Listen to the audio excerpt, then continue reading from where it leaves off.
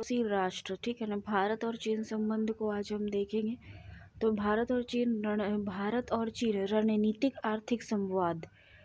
हाल ही में भारत ने छठे भारत चीन रणनीतिक वर्ष आर्थिक संवाद की मेजबानी की थी। भारत चीन रणनीतिक आर्थिक संवाद यह भारत और चीन के नीति निर्माणकारी निकायों के मध्य एक द्विपक्षीय वार्ता मंच है। इस प्रकार की वार्ता का विचार सर्वप्रथम 2010 में भारत की अपनी यात्रा के दौरान प्रधानमंत्री वेन जियाबाओ के द्वारा प्रस्तुत किया गया था। इस प्रकार भारत चीन आर्थिक और वाणिज्यिक मंच भी है। संयुक्त आर्थिक समूह दोनों देशों के वाणिज्य मंत्रियों के नेतृत्व के अधीन है। Developmental research centre dialogue and financial dialogue है। भारत के आर्थिक मामलों के विभाग के सचिव और चीन के वित्त मंत्रालय के उप मंत्री के नेतृत्व के अधीन आता है। भारत चीन संबंध की बात करें तो भारत और चीन के द्वारा वर्ष 1984 में एक व्यापार समझौता किया गया था, जिसके तहत दोनों देशों ने एक दूसरे को मोस्ट फेवर्ड नेशन का दर्जा प्रदान किया था। भारत और चीन के द्वारा वर्ष 1984 में एक व्यापार समझौता किया गया था, जिसके तहत दोनों देशों ने एक दूसरे को मोस्ट फेवर्ड नेशन का दर्जा प्रदान किया था। चीन भारत का दूसरा सबसे बड़ा व्यापारिक भागीदार है। भारत का पहला व्यापारिक भागीदार जो है वो सबसे बड़ा अमेरिका है, जबकि भारत चीन के शीर्ष 10 व्यापारिक भागीदारी देशों में शामिल है। चीन के साथ भारत का 51.11 बिलियन डॉलर का व्यापार घाटा बना हुआ है। भारत चीन से विद्युत मशीनें। भारत जो है चीन से आयात करता है क्या विद्युत मशीन, विद्युत उपकरण, उर्वरक इत्यादि। लेकिन भारत अपने सामान भी निर्यात करता है। तो क्या क्या भारत से जाता है? लौह अयस्क जाता है, कपास जैसी संसाधन आधारित वस्तुएं शामिल हैं। द्वितीय भारत चीन अनौपचारिक शिखर सम्मेलन, ठीक है ना। हाल ही में तमिलनाडु के मामल्लपुरम में भारत और चीन के बीच मध्य द्वितीय अनौपचारिक शिखर सम्मेलन का आयोजन किया गया था। मामल्लपुरम सम्मेलन के प्रमुख बिंदु क्या थे कि एक उच्च स्तरीय आर्थिक एवं व्यापार वार्ता तंत्र स्थापित करने पर सहमति व्यक्त की गई थी। वर्ष 2020 को India China cultural and people to people exchange के रूप में नामित किया गया था। वर्ष 2020 को India China cultural and people to people exchange India China cultural and peoples to people exchange के रूप में नामित किया गया था। तमिलनाडु और फुजियान प्रांत के मध्य एक सिस्टर स्टेट रिलेशनशिप स्थापित करने का निर्णय लिया गया था। चेन्नई कनेक्ट। दोनों नेताओं ने अपनी मतभेद को इस प्रकार से प्रबंधित करने हेतु प्रतिबद्धता व्यक्त की थी कि किसी भी मुद्दे पर मतभेद को विवादित नहीं बनने देंगे। प्रथम अनौपचारिक सम्मेलन अप्रैल 2018 में वुहान में आयोजित हुआ था। देखो सिस्टर सिटी क्या है, तो सिस्टर सिटी संबंध वस्तुतः सांस्कृतिक और वाणिज्यिक संबंधों को प्रोत्साहित करने के लिए भौगोलिक और राजनीतिक रूप से विभिन्न क्षेत्रों में, कस्बों में, शहरों में, काउंटी, राज्यों आदि के मध्य होने वाली विधिक और सामाजिक समझौते का एक रूप है। सिस्टर सिटी संबंध के कुछ उदाहरण भी पहले से जो है सिस्टर सिटी संबंध के कुछ उदाहरण निम्नलिखित हैं, जैसे कि औरंगाबाद और दुनहुआंग, ठीक है ना, चाइना। औरंगाबाद और दुनहुआंग, हैदराबाद और किंगदाओ, चेन्नई और चोंगकोकिंग, अहमदाबाद और कोबे, दिल्ली और शिकागो। इस तरह से है। अरुणाचल प्रदेश सीमा विवाद है चाइना के साथ, ठीक है ना। हाल ही में चीन द्वारा अरुणाचल प्रदेश के 34वें स्थापना दिवस के आयोजन में सम्मिलित होने के लिए भारत के गृह मंत्री की यात्रा पर आपत्ति व्यक्त की गई थी। हाल ही में चीन द्वारा अरुणाचल प्रदेश के 34वें स्थापना दिवस के आयोजन में सम्मिलित होने के लिए भारत के गृह मंत्री की यात्रा पर आपत्ति व्यक्त की गई थी। इस दौरान गृह मंत्री ने उद्योग और सड़क से संबंधित विभिन्न परियोजनाओं का शुभारंभ किया।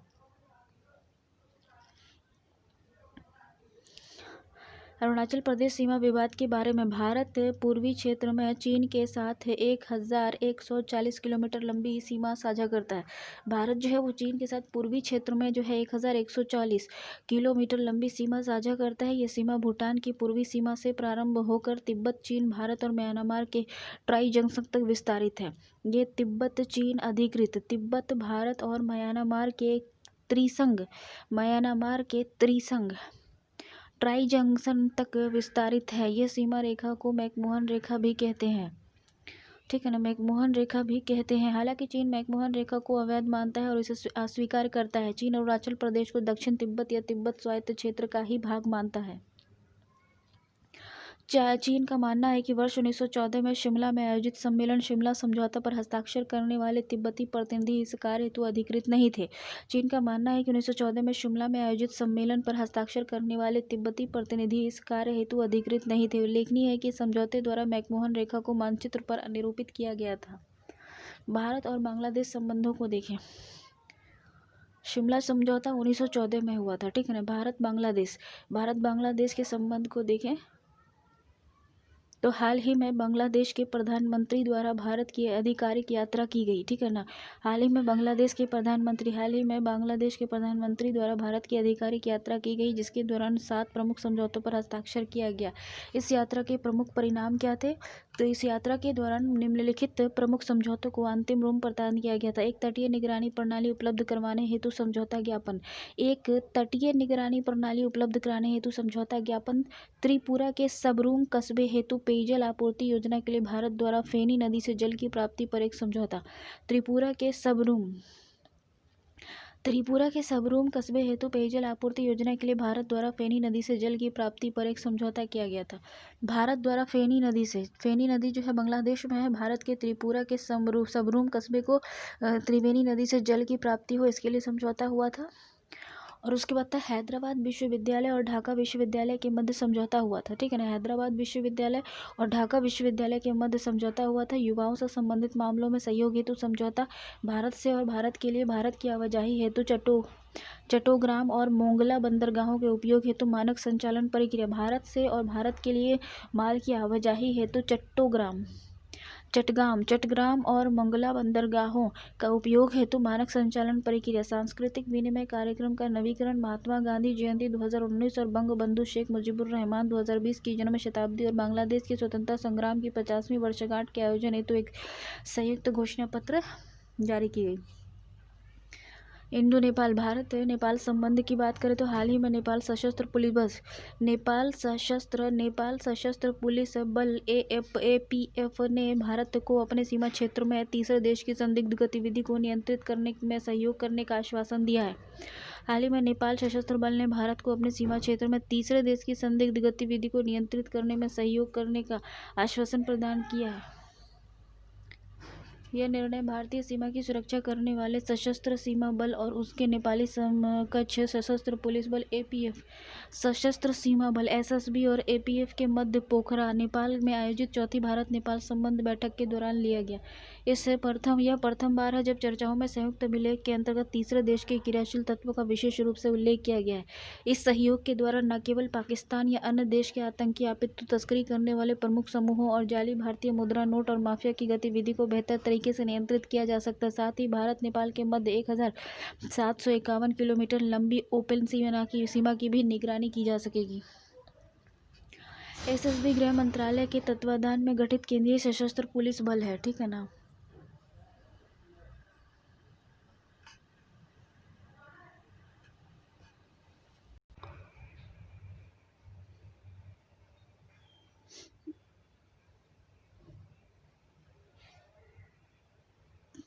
देखो, SSB गृह मंत्रालय के तत्वाधान में गठित केंद्रीय सशस्त्र पुलिस बलों का एक भाग है। भारत में 6 अन्य केंद्रीय सशस्त्र सुरक्षा बल, असम राइफल्स, सीमा सुरक्षा बल, केंद्रीय औद्योगिक सुरक्षा बल, केंद्रीय रिजर्व पुलिस बल, भारत तिब्बत सीमा पुलिस और राष्ट्रीय सुरक्षा गार्ड हैं। इसकी स्थापना वर्ष 1963 में चीन के आक्रमण के पश्चात की गई थी। वर्तमान में ये उत्तराखंड, उत्तर प्रदेश, बिहार, पश्चिम बंगाल। इसकी स्थापना वर्ष 1963 में चीन के आक्रमण के पश्चात की गई थी।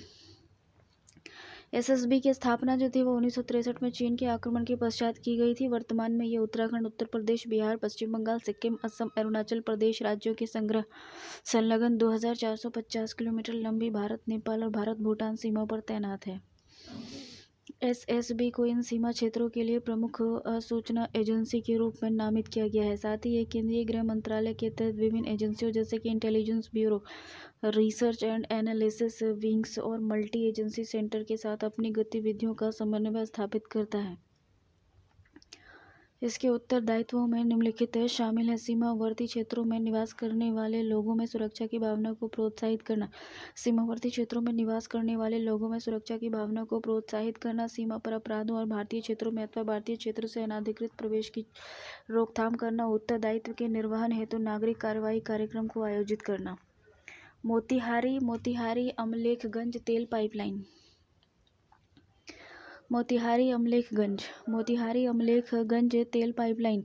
मोतिहारी अमलेखगंज ऑयल पाइपलाइन सुर्खियों में। भारत और नेपाल तथा द्वारा मोतिहारी अमलेखगंज भारत और नेपाल के द्वारा मोतिहारी अमलेखगंज तेल पाइपलाइन के परीक्षण हस्तांतरण को सफलतापूर्वक पूर्ण कर लिया गया है। इस तेल पाइपलाइन के बारे में जानते हैं तो बिहार में मोतिहारी से नेपाल के अमलेखगंज तक 59 किलोमीटर लंबी इस पेट्रोलियम पाइपलाइन का निर्माण भारत द्वारा किया जा रहा है। यह भारत की प्रथम अंतर्राष्ट्रीय पेट्रोलियम पाइपलाइन और प्रथम दक्षिण एशियाई तेल पाइपलाइन गलियारा और नेपाल में प्रथम तेल पाइपलाइन है। यह नेपाल में पेट्रोलियम उत्पाद की सुगमता और लागत प्रभावी और पर्यावरण अनुकूल आपूर्ति सुनिश्चित करेगा। ज्ञातव्य है कि मोतिहारी और अमलेखगंज तेल पाइपलाइन परियोजना सर्वप्रथम वर्ष 1959 में प्रस्तावित की गई थी। दोनों सरकारों के द्वारा इस परियोजना के क्रियान्वयन हेतु अगस्त 2015 में एक समझौते पर हस्ताक्षर किया गया था। भारत और नेपाल के द्वारा नई एकीकृत जांच चौकी का उद्घाटन। हाल ही में भारत नेपाल ने संयुक्त रूप से जोगवानी बिहार और विराटनगर हाल ही में भारत और नेपाल ने संयुक्त रूप से नई एकीकृत जांच चौकी का उद्घाटन किया है। हाल ही में भारत नेपाल ने संयुक्त रूप से जोगवानी बिहार विराटनगर नेपाल में द्वितीय एकीकृत जांच चौकी का उद्घाटन किया। हाल ही में भारत नेपाल ने संयुक्त रूप से जोगवानी बिहार विराटनगर नेपाल में द्वितीय एकीकृत जांच चौकी का उद्घाटन किया। इससे पूर्व प्रथम एकीकृत जांच चौकी का शुभारंभ बिहार के रक्सौल में किया गया था। एकीकृत जांच चौकियों के विषय में देखते हैं कि आईसीपी की परिकल्पना एक एकीकृत क्षेत्र के अंतर्गत व्यक्तियों, वाहनों, वस्तुओं और सुगम सीमा पर आगमन के लिए आवश्यक सुविधाएं प्रदान करने की दृष्टि से किया जाता है। इसके अंतर्गत 3 प्रमुख सीमा संबंधी गतिविधि को एकीकृत किया गया है: सीमा शुल्क, अप्रवासन और सीमा सुरक्षा। सीमा शुल्क लगेगा, अप्रवासन होगा और सीमा सुरक्षा होगा। वर्तमान में जो है पंजाब में वर्तमान में परिचालनरत आईसीपीस कितने हैं? जैसे कि पंजाब में अटारी बॉर्डर, पंजाब में अटारी पाकिस्तान की सीमा है। पश्चिम बंगाल में पेट्रापोल बांग्लादेश सीमा है। पश्चिम बंगाल में जो है पेट्रापोल पाकिस्तान बांग्लादेश के बीच का सीमा है। पंजाब में अटारी बॉर्डर पाकिस्तान से है। त्रिपुरा में अखोरा बांग्लादेश से है। बिहार में रक्सौल नेपाल से है। बिहार में जोगवानी नेपाल से है। मणिपुर में मोरेह म्यांमार सीमा से है। मणिपुर में मोरेह म्यांमार सीमा से है। इसके अतिरिक्त सैद्धांतिक रूप से 10 अन्य आईसीपीस के स्थापित करने की स्वीकृति प्रदान की गई है। 1 2 3 4 5 6 आईसीपीस अभी है और 10 और बनने वाला है। नेपाल और चीन द्वारा रोड कनेक्टिविटी समझौते पर हस्ताक्षर। हाल ही में चीन और नेपाल ने काठमांडू और तिब्बत स्वायत्त क्षेत्र के मध्य सभी मौसम में संचालन योग्य सड़क कनेक्टिविटी स्थापित करने पर समझौता हो गया है। इसे 2018 में घोषित trans Himalayan multi dimension connectivity network के तहत विकसित किया जाएगा। इसको trans Himalayan multi dimension connectivity network के तहत विकसित किया जाएगा। इसे वर्ष 2018 में घोषित trans Himalayan multi dimension connectivity network के तहत विकसित किया जाएगा। THMCN वस्तुतः नेपाल और चीन के मध्य एक आर्थिक गलियारा है। यह चीन में के बेल्ट एंड रोड इनिशिएटिव का एक भाग है। India and Sri Lanka. देखो, हाल ही में श्रीलंका के प्रधानमंत्री श्री महिंद्रा राजपक्षे ने भारत की यात्रा की। इस यात्रा के प्रमुख परिणाम थे, उन्होंने सार्क के सहयोग से हाल ही में श्रीलंका के प्रधानमंत्री श्री महिंद्रा राजपक्षे ने भारत की यात्रा की। इस यात्रा से के परिणाम क्या थे? उन्होंने सार्क में सहयोग स्थापित करने और प्रगति में आगे बढ़ाने हेतु श्रीलंका की तत्परता जाहिर की। श्रीलंका ने भारत से आग्रह किया कि 3 वर्षों के लिए उसके ऋण अदायगी को स्थगित कर दे ताकि देश भी ऐसा करने से हेतु प्रेरित हो सके। ध्यातव्य है कि श्रीलंका का कुल विदेशी और घरेलू ऋण लगभग $60 बिलियन है। श्रीलंका ने अपने राष्ट्रव्यापी आवास परियोजना के लिए भारत से और अधिक वित्त पोषण का अनुरोध किया है। भारत और श्रीलंका ने चीन के बढ़ते हितों को ध्यान में रखते हुए भारत श्रीलंका मालदीव के मध्य NSA राष्ट्रीय सुरक्षा सलाहकार स्तर की वार्ता और त्रिपक्षीय समुद्री सुरक्षा सहयोग को पुनः प्रारंभ करने के लिए मालदीव सरकार के साथ मिलकर एक बैठक का आयोजन करने पर सहमति व्यक्त किया। भारत श्रीलंका संबंध हालिया घटना। भारत ने त्रिकोमली पत्तन और तेल टैंक फार्म्स और कोलंबो के निकट केराबलपीटिया में एक एलएनजी टर्मिनल को विकसित करने के लिए समझौता ज्ञापन पर हस्ताक्षर किया है। कोलंबो बंदरगाह पर ईस्ट कंटेनर टर्मिनल विकसित करने के लिए भारत जापान के मध्य संयुक्त समझौता और मटाला हवाई अड्डे को संचालित करने का प्रस्ताव है। जाफना और कोलंबो रेल ट्रैक और अन्य रेलवे लाइनों को अपग्रेड करने और भारत से बिजली आयात के लिए बिजली परेषण लाइनें प्रदान करने वाले काकेशनथुराई पत्तन के विनिर्माण सहित उत्तरी और पूर्वी प्रांतों में अवसंरचना का निर्माण करना है। भारत विश्व स्तर पर श्रीलंका का सबसे बड़ा व्यापारिक भागीदार है। भारत जो है वो विश्व स्तर पर श्रीलंका का सबसे बड़ा व्यापारिक भागीदार है, जबकि सार्स में श्रीलंका भारत का दूसरा सबसे बड़ा व्यापारिक भागीदार है। मार्च 2000 में भारत एवं श्रीलंका के मध्य मुक्त व्यापार समझौते पर हस्ताक्षर हुआ है। भारत मालदीव। हाल ही में भारत एवं मालदीव में अद्दू एटोल में 5 द्वीपों में अद्दू पर्यटन क्षेत्र की स्थापना के लिए 5 समझौता ज्ञापन पर हस्ताक्षर किए गए हैं। अन्य संबंधित तथ्य क्या है कि होआरा फुशी का एक अधिवासित द्वीप में एक बोतल बंद जल यंत्र स्थापित करने के लिए 6ठे MOU पर भी हस्ताक्षर किए गए हैं और ये सभी 6 परियोजना अनुदान आधारित हैं। HICDP के अंतर्गत भारत और मालदीव के मध्य विकास साझेदारी से संबंधित महत्वपूर्ण आयामों को शामिल किया गया है।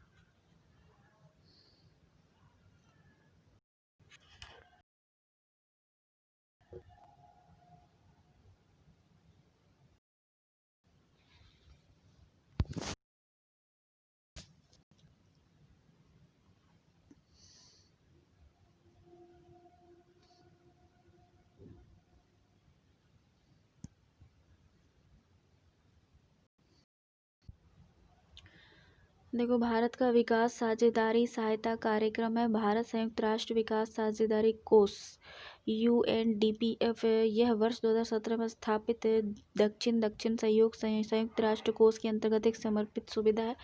यह विकसित देशों और लघु विकासशील देशों पर विशेष ध्यान केंद्रित करते हुए नेतृत्व प्रदान करता है। मांग चालित और परिवर्तनकारी संघीय विकास परियोजनाओं को सहयोग प्रदान करता है। भारत तकनीकी और आर्थिक सहयोग हो गया। 1964 में भारत सरकार की सहायता संबंधी द्विपक्षीय कार्यक्रम शुरू हुआ था। टेक्निकल इकोनॉमिक कोऑपरेशन है ये।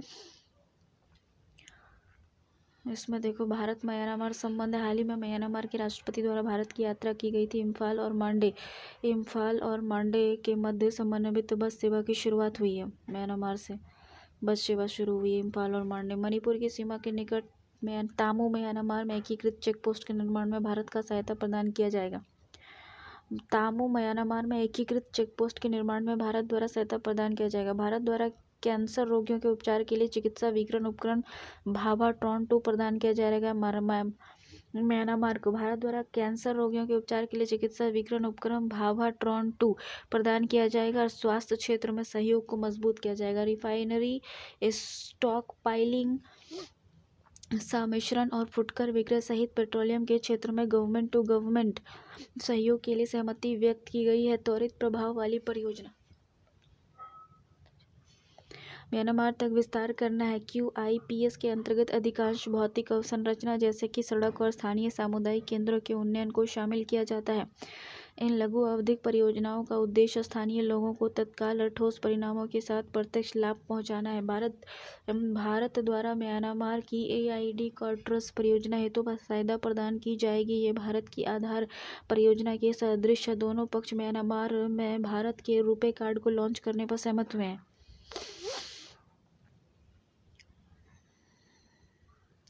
म्यांमार में भी जो है भारत की आधार परियोजना के तर्ज पर EID कार्ड्स परियोजना शुरू की जा रही है। दोनों पक्ष म्यांमार में भारत के रुपे कार्ड को लॉन्च करने पर सहमत हुआ है। भारत का रुपे कार्ड जो है वो वहाँ भी लॉन्च होगा। रुपे कार्ड सेवाओं को कुछ अन्य देशों में भी प्रारंभ किया गया है, जैसे UAE, बहरीन, सऊदी अरब, सिंगापुर, मालदीव और भूटान। दोनों पक्षों द्वारा रखाइन राज्य विकास कार्यक्रम के लिए अधिक परियोजनाएं शुरू करने का निर्णय लिया गया है। लंबित संधियों जैसे कि पारस्परिक विधिक सहायता संधि और प्रत्यर्पण संधि पर वार्ता जारी रखने की प्रतिबद्धता है। कालादान परियोजना के अंतिम चरण पालेतवा जेरी नई सड़क के कार्यक्रम को शीघ्र पूर्ण करना है। भारत के अतिरिक्त हाल ही में भारत म्यांमार मैत्री परियोजना के तहत भारत द्वारा शरणार्थियों के पुनर्वास के लिए रखाइन प्रांत में 250 पूर्व निर्मित आवास म्यांमार को सौंपे गए हैं।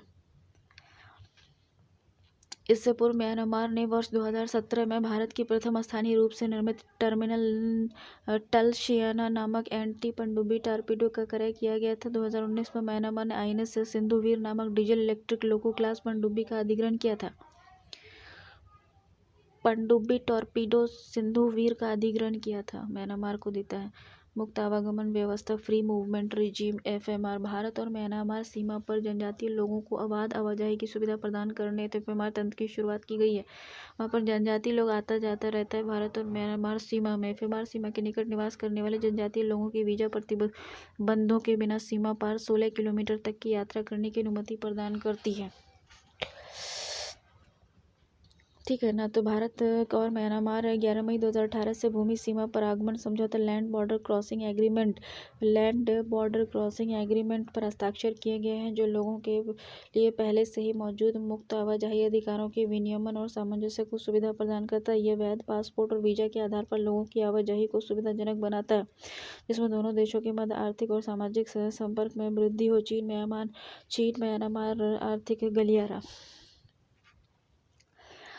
म्यांमार आर्थिक गलियारा चाइना म्यांमार इकोनॉमिक कॉरिडोर चीन की बेल्ट एंड रोड पहल के अंतर्गत एक प्रस्तावित आर्थिक गलियारा है, जो म्यांमार और चीन के मध्य कनेक्टिविटी की सुविधा प्रदान करेगा। इसके तहत एक केंद्रीय सड़क और रेल परिवहन संरचना का निर्माण किया जा रहा है, जो चीन के यूनान प्रांत को चीन में यूनान प्रांत है यूनान। इसके तहत केंद्रीय सड़क और रेल परिवहन संरचना का निर्माण किया जाना है। चीन के यूनान प्रांत को म्यांमार के रखाइन प्रांत के क्यूफ्यू से जोड़ा जाएगा। ये गलियारा हिंद महासागर तक पहुंचने के लिए चीन को एक नया मार्ग प्रदान करेगा। देखो सार्क। हाल ही में श्रीलंका के पूर्व प्रधानमंत्री रानिल विक्रमसिंघे ने बेहतर क्षेत्रीय एकीकरण और दक्षिण एशिया के विकास के लिए सार्क के पुनः प्रवर्तन का समर्थन किया है। इसकी स्थापना 1985 में, देखो आसियान की जो स्थापना हुई थी वो 1985 में हुई थी। ठीक है ना। आसियान की जो स्थापना हुई थी वो सार्क की जो स्थापना हुई थी वो 1985 में सार्क चार्टर पर हस्ताक्षर के माध्यम से ढाका बांग्लादेश में की गई थी। इसका सचिवालय काठमांडू नेपाल में स्थित है। उद्देश्य दक्षिण एशियाई लोगों के कल्याण को बढ़ावा देना और उसके जीवन स्तर में सुधार करना और आर्थिक समृद्धि, क्षेत्रीय अखंडता और परस्पर विश्वास आदि को तीव्रता प्रदान करना। सदस्य राष्ट्र कौन है इसके? अफगानिस्तान, बांग्लादेश, भूटान, भारत, मालदीव, नेपाल, पाकिस्तान और श्रीलंका। सार्क कंट्री में देखो कौन कौन से देश आते हैं। सार्क में 3, 3, 6, 2, 8 देश है ना। कौन कौन सा है? अफगानिस्तान है, पाकिस्तान है, नेपाल है, भूटान है, बांग्लादेश है, इंडिया है, श्रीलंका है और इधर मालदीव है। सदस्य देशों के राष्ट्र अध्यक्षों व सरकार प्रमुखों की सम्मेलन स्तरीय बैठक सार्क के अंतर्गत सर्वोच्च निर्माण प्राधिकरण है। सभी स्तरों पर निर्णय सर्वसम्मति के आधार पर लिए जाते हैं। द्विपक्षीय और विवादास्पद मुद्दों को इस संगठन के विचार विमर्श से बाहर रखा जाता है। दक्षिण एशिया मुक्त व्यापार समझौता। ये सार्क देशों के मध्य एक मुक्त व्यापार समझौता है जो वर्ष 2006 में प्रभावी हुआ था। सार्क शिखर सम्मेलन वर्ष 2014 में आयोजित किया गया था। इसके पश्चात कोई शिखर सम्मेलन आयोजित नहीं किया जा सका है, क्योंकि वर्ष 2016 में पाकिस्तान में होने वाले शिखर सम्मेलन को पठानकोट और उरी में हुए आतंकवादी हमले की पृष्ठभूमि में रद्द किया गया था। वर्ष 2019 में न्यूयॉर्क में संयुक्त राष्ट्र महासभा के सत्र के दौरान सार्क देशों के विदेश मंत्रियों की बैठक आयोजित की गई थी। वर्ल्ड बैंक की रिपोर्ट के अनुसार दक्षिण एशिया में अंतर क्षेत्रीय व्यापार कुल व्यापार के 5% से भी कम है, जो पूर्वी एशिया के 35% और यूरोप के 60% से काफ़ी कम है। मोटर वाहन समझौता, मोटर व्हीकल एग्रीमेंट है ये। देखो मोटर वाहन समझौता। हाल ही में BBIN मोटर वाहन समझौता पर बांग्लादेश, भूटान, इंडिया, नेपाल, बांग्लादेश, भूटान, इंडिया और नेपाल की बैठक आयोजित की गई थी। बांग्लादेश, भूटान, इंडिया और नेपाल की जो है बैठक आयोजित की गई थी। BBIN MVA के बारे में परियोजना की परिकल्पना तब की गई थी जब नवंबर 2014 में काठमांडू में आयोजित सार्क के 18वें शिखर सम्मेलन के दौरान मुख्य रूप से पाकिस्तान के कारण सार्क मोटर वाहन समझौते पर हस्ताक्षर नहीं हो पाया था। BBIN देश में बांग्लादेश, भूटान, भारत, नेपाल के मध्य यात्री, व्यक्ति और मालवाहक वाहनों के आवागमन, विनियमन, माल यात्री, व्यक्ति, मालवाहक वायु वाहन और आवागमन के नियम हेतु जून 2015 में एक उप क्षेत्रीय मोटर वाहन पर हस्ताक्षर किया गया था। BBIN MVA के तहत $8 बिलियन अमेरिकी की अनुमानित लागत वाली 30 परिवहन संपर्क परियोजना का उल्लेख किया गया था। इस प्रकार BBIN MVA द्वारा BBIN देशों में व्यापार और परिवहन गलियारे के शेष बचे कार्यों को पुनः आरंभ तथा उन्नयन किया जाएगा। भारत, नेपाल, बांग्लादेश ने समझौते की अभिपुष्टि कर दी है, जबकि समझौते की अभिपुष्टि हेतु भूटान अपनी संसद की स्वीकृति प्राप्त करने में विफल रहा है। भारी वाहनों के यातायात में होने वाली वृद्धि से पर्यावरण पर पड़ने वाले प्रभावों के कारण भूटान ने अभी तक इसकी पुष्टि नहीं की है। दक्षिण एशिया उप क्षेत्रीय आर्थिक सहयोग साउथ एशियन सब रीजन इकोनॉमिक कोऑपरेशन कार्यक्रम के तहत एशियाई विकास बैंक के द्वारा इस पहल के लिए तकनीकी सलाहकार और वित्तीय सहायता प्रदान की जाएगी। 1 नवंबर 2015 को एक मालवाहक वाहन के द्वारा बांग्लादेश के रास्ते कोलकाता से अगरतला के लिए पहला सफल ट्रायल संपन्न किया गया। ज्ञातव्य है कि इसके माध्यम से लगभग 1000 किलोमीटर की दूरी कम हो गई। हाल ही में हुई बैठक में भूटान पर दायित्व आरोपित किए बिना BBIN MVA को लागू करने के लिए बांग्लादेश, भारत और नेपाल के प्रतिनिधियों के मध्य एक समझौता ज्ञापन के मसौदे को अंतिम रूप देने के संबंध में चर्चा की गई। भूटान ने इसमें पर्यवेक्षक देश के रूप में भाग लिया। बांग्लादेश के रास्ते कोलकाता से अगरतला के लिए पहला सफल ट्रायल संपन्न हुआ। बांग्लादेश के रास्ते कोलकाता आया, फिर कलकत्ता से अगरतला चला गया। तो Kaladan multi modal transport project है। ये कोलकाता बंदरगाह को मजबूत समुद्र के रास्ते म्यांमार के सितवे समुद्री पत्तन से जोड़ता है। इसके बाद म्यांमार से सितवे समुद्री पत्तन को कालादान नदी के नाव मार्ग के माध्यम से और फिर सड़क परिवहन के द्वारा भारत में मिजोरम के लेशिया को जोड़ेगा। भारत म्यांमार थाईलैंड त्रिपक्षीय राजमार्ग। ये मोरे भारत, म्यांमार और थाईलैंड के बीच 3200 किलोमीटर है।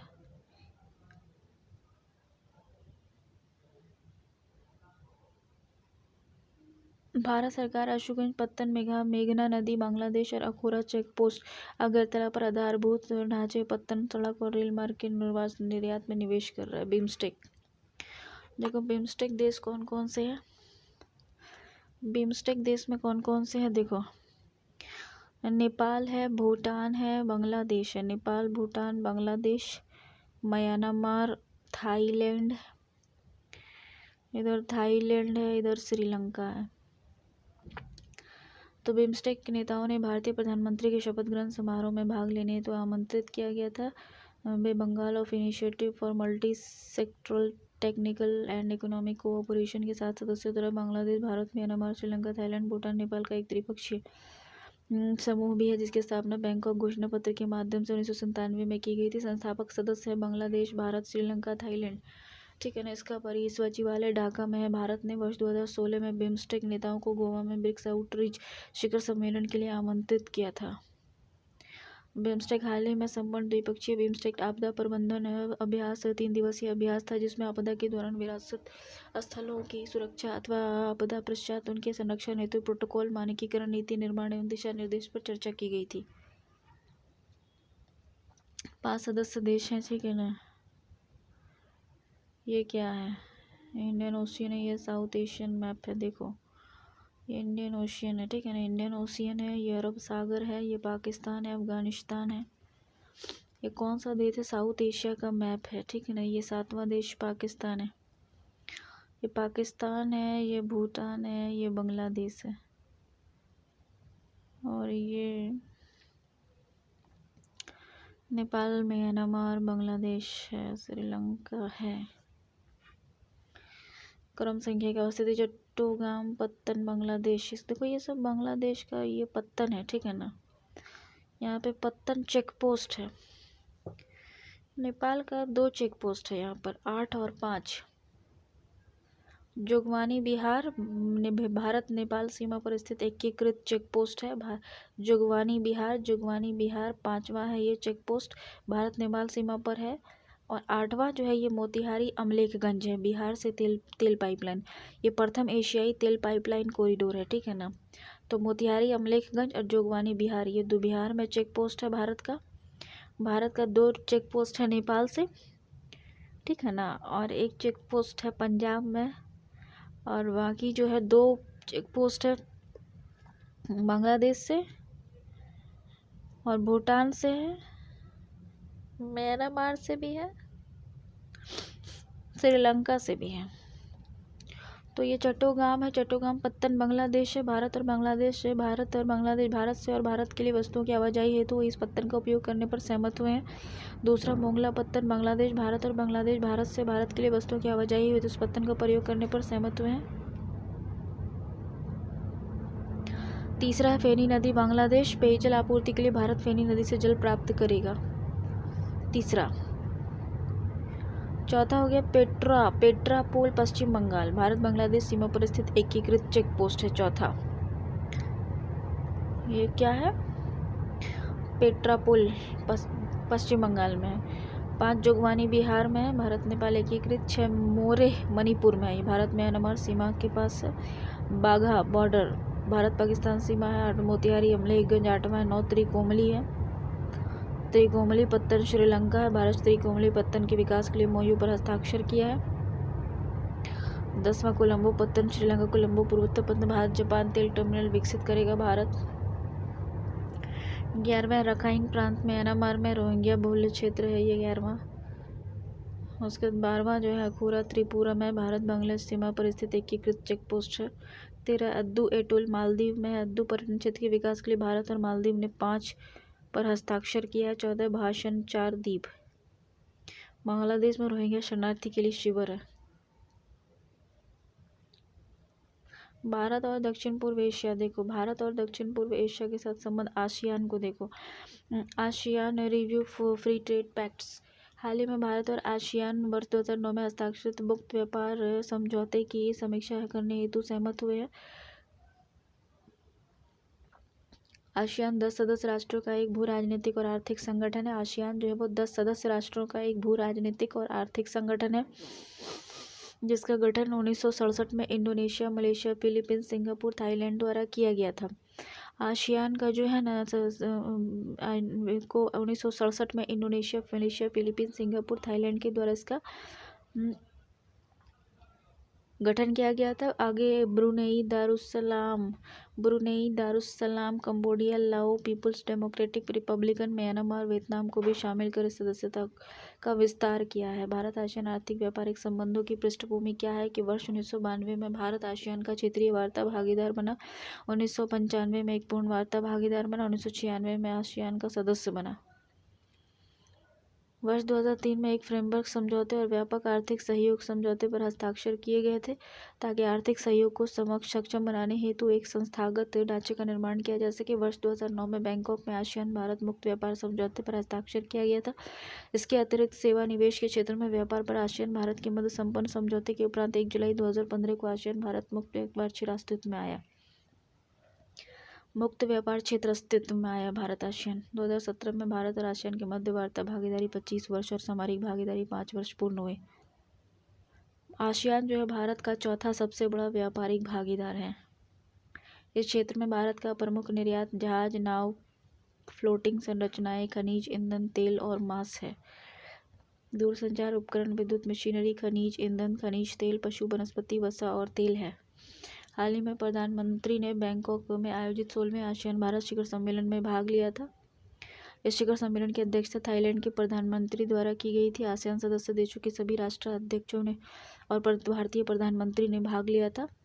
इसमें विचार विमर्श जो हुआ उसके विषय थे राजनीतिक सुरक्षा सहयोग, आर्थिक सहयोग, आसियान भारत कनेक्टिविटी और सामाजिक सांस्कृतिक सहयोग। देखो, ASEAN outlook on the Indo Pacific region. हाल ही में दक्षिण पूर्व एशियाई देशों के संगठन आसियान द्वारा ASEAN outlook on the Indo Pacific नामक एक विजन दस्तावेज जारी किया गया। इसमें यह आसियान केंद्रीय क्षेत्रीय व्यवस्था को मजबूत बनाने हेतु एक पहल है। AOIP का उद्देश्य नए तंत्रों का सृजन और पहले से कार्यरत व्यवस्थाओं को प्रतिस्थापित करना नहीं है, अपितु इसका लक्ष्य आसियान की कम्युनिटी बिल्डिंग प्रोसेस को बढ़ावा देना और उसे मजबूत बनाना है। साथ ही यह आसियान के नेतृत्व वाले मौजूदा तंत्रों को नवीन ऊर्जा प्रदान करने पर भी केंद्रित है। इसके लक्ष्य में आसियान के नेतृत्व वाले तंत्र और पूर्वी एशियाई शिखर सम्मेलन, आसियान क्षेत्रीय मंच आदि को और अधिक मजबूत और इष्टतम बनाने का कार्य भी शामिल है। AOIP के तहत 4 कार्यात्मक क्षेत्रों को सूचीबद्ध किया गया है। आसियान का मानना है कि इनके माध्यम से सहयोग एवं समन्वय को निश्चित रूप से और बेहतर बनाया जा सकता है। AOIP के 4 कार्यात्मक क्षेत्र निम्नलिखित है: समुद्री सहयोग, कनेक्टिविटी, संयोजकता, सतत विकास और आर्थिक और सहयोग के अन्य संभावित क्षेत्र हैं। हिंद प्रशांत क्षेत्र, इंडो पैसिफिक रीजन। हिंद प्रशांत क्षेत्र एक भू राजनीतिक शब्द है जिससे हाल में वर्षों में काफी लोकप्रियता प्राप्त हुई है। इंडो पैसिफिक क्षेत्र एक भू राजनीतिक शब्द है, ठीक है ना। इंडो पैसिफिक क्षेत्र जो है एक भू राजनीतिक शब्द है जिसे हाल ही के वर्षों में काफ़ी लोकप्रियता प्राप्त हुई है। अमेरिका ने वर्ष 2018 में अपनी पैसिफिक कमांड का नाम परिवर्तित करके अमेरिकी इंडो पैसिफिक कमांड कर दिया था। 2018 में सिंगापुर में शांगरी ला संवाद के दौरान प्रधानमंत्री द्वारा भी अपने भाषण में हिंद प्रशांत क्षेत्र का उल्लेख किया गया था। International institute for strategic studies द्वारा आयोजित शंघाई संवाद था। ये द्विपक्षीय वार्ता थी और नए समाधान प्रस्तुत किए जाते थे।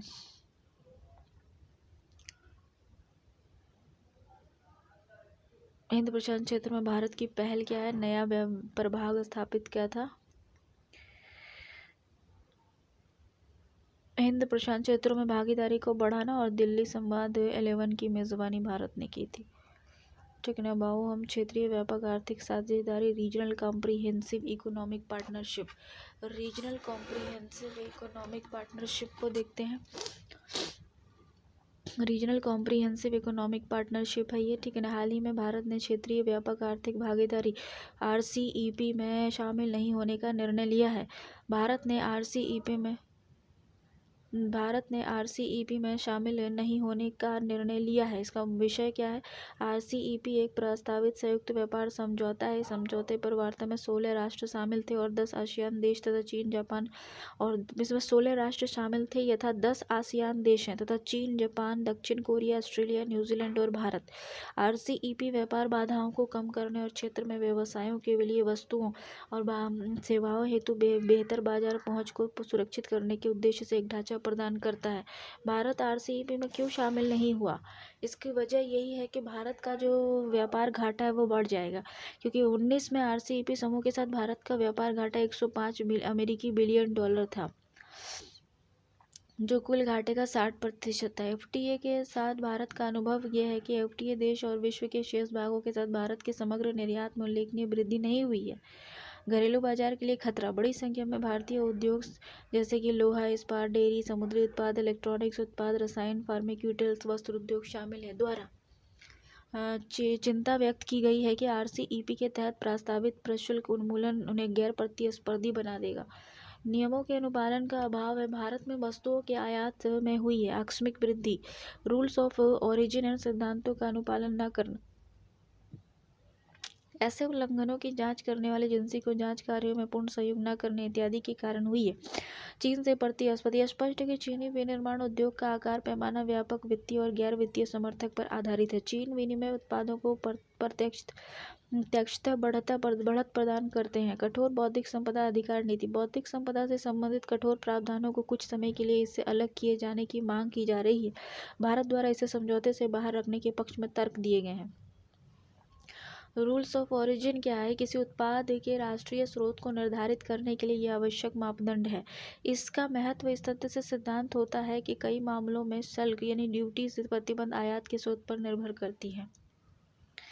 देखो, ईस्ट एशिया समिट कॉन्फ्रेंस, मेरी टाइम सिक्योरिटी कोऑपरेशन। भारत दक्षिण कोरिया का संबंध नेवल डिफेंस, नैनो लॉजिस्टिक क्षेत्र में है, रक्षा क्षेत्र में है, नेवी क्षेत्र में है।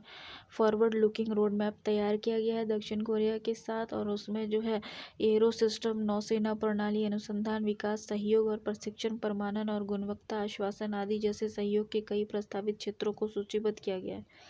भारत में कोरियाई कंपनियों की भागीदारी को प्रोत्साहन मिलेगा। उदाहरण के लिए K9 ब्रज मोबाइल और आर्टिलरी गन को L&T द्वारा हनवा लैंड सिस्टम के सहयोग से निर्मित किया जा रहा है।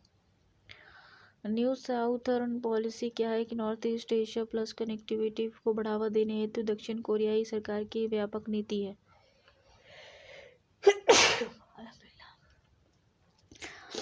हाल ही में नई दिल्ली में भारत और जापान के मध्य भारत जापान विदेश रक्षा मंत्री 2+2 वार्ता हुई है।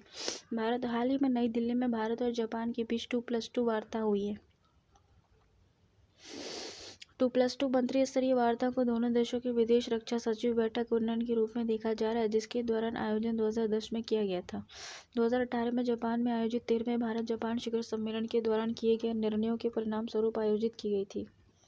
द्विपक्षीय सुरक्षा, रक्षा सहयोग और गहन बनाने के लिए विदेश और रक्षा मंत्रालय स्तरीय संवाद स्थापित हो सके। 2+2 वार्ता का उद्देश्य राष्ट्र की राजनीतिक साझेदारी और विशेष रूप से समुद्री क्षेत्र में और गति प्रदान करना है। भारत की 2+2 वार्ता प्रणाली क्या है? भारत के साथ इस प्रकार का संवाद स्थापित करने वाला जापान दूसरा देश है। देखो, भारत के साथ इस प्रकार का संवाद स्थापित करने वाला जापान दूसरा देश है। अब तक केवल भारत और अमेरिका के मध्य 2+2 मंत्री स्तरीय वार्ता होती थी, जबकि भारत और ऑस्ट्रेलिया के मध्य आधिकारिक स्तर पर 2+2 वार्ता व्यवस्था विद्यमान है। इसके साथ ही भारत भी कभी कुछ देशों के साथ क्वाड कंट्रीज के तहत 2+2 वार्ता व्यवस्था स्थापित हो जाएगी। यानी भारत का जो 2+2 वार्ता वो पहले अमेरिका के साथ था, फिर जापान के साथ हुआ और ऑस्ट्रेलिया के साथ भी हो गया है। हिंद महासागर संवाद 2019 इंडियन ओशियन डायलॉग्स। देखो, ये इंडियन ओशियन, इतनी सारी कंट्री है इंडियन ओशियन में। Kenya, Tanzania, South Africa, Mozambique. हाल ही में 6ठे हिंद महासागर संवाद का दिल्ली में आयोजन किया गया। इंडियन ओशियन डायलॉग हिंद महासागर रिम एसोसिएशन की प्रमुख पहल है। यह ट्रैक 1.5 वार्ता है जो हिंद महासागर के क्षेत्र में रणनीतिक मुद्दों पर शिक्षाविदों और अधिकारियों के मध्य सार्वजनिक मुक्त संवाद को प्रोत्साहित करता है। अधिकारी और गैर अधिकारी दोनों शामिल होते हैं इसमें। ये एक अंतर सरकारी संगठन है, इंडियन ओशियन रिम एसोसिएशन। इसका उद्देश्य है 22 सदस्य राष्ट्रों और 9 डायलॉग पार्टनरों के मध्य में हिंद महासागर क्षेत्र के अंतर्गत क्षेत्रीय सहयोग और सतत विकास को मजबूत करना। इसके सदस्य में ऑस्ट्रेलिया, बांग्लादेश। इसके सदस्य में ऑस्ट्रेलिया है, बांग्लादेश है, कोमोरोस है, भारत है, इंडोनेशिया है, ईरान है, केन्या है, मेडागास्कर है, मलेशिया है, मॉरिशस है, मोजाम्बिक है, ओमान है, सेशल्स है, सिंगापुर है, सोमालिया है, दक्षिण अफ्रीका है, श्रीलंका है, तंजानिया है, थाईलैंड है, संयुक्त अरब अमीरात है, मालदीव है, यमन है, शामिल है। इसकी प्रमुख प्राथमिकताओं और फोकस क्षेत्रों में शामिल है मत्स्य प्रबंधन, ब्लू इकोनॉमी। इसके प्रमुख प्राथमिकता क्या है? सबसे पहले इस फोरम का जो प्राथमिकता है वो क्या है कि मत्स्य प्रबंधन करना है, ठीक है ना। मत्स्य प्रबंधन, ब्लू इकोनॉमी, महिला आर्थिक सशक्तिकरण और समुद्री सुरक्षा और रक्षा। भारत और आसियान के मध्य राजनीतिक, सुरक्षा, आर्थिक, सामाजिक, सांस्कृतिक संबद्धता पर चर्चा करने के लिए एक प्रमुख वार्षिक कार्यक्रम आयोजित किया गया था। यह हिंद महासागर संवाद के साथ आयोजित किया गया था। विषय क्या है? इंडो पैसिफिक में साझेदारी को आगे बढ़ाने, advancing partnership in Indo Pacific है, मेकोंग गंगा कोऑपरेशन। हाल ही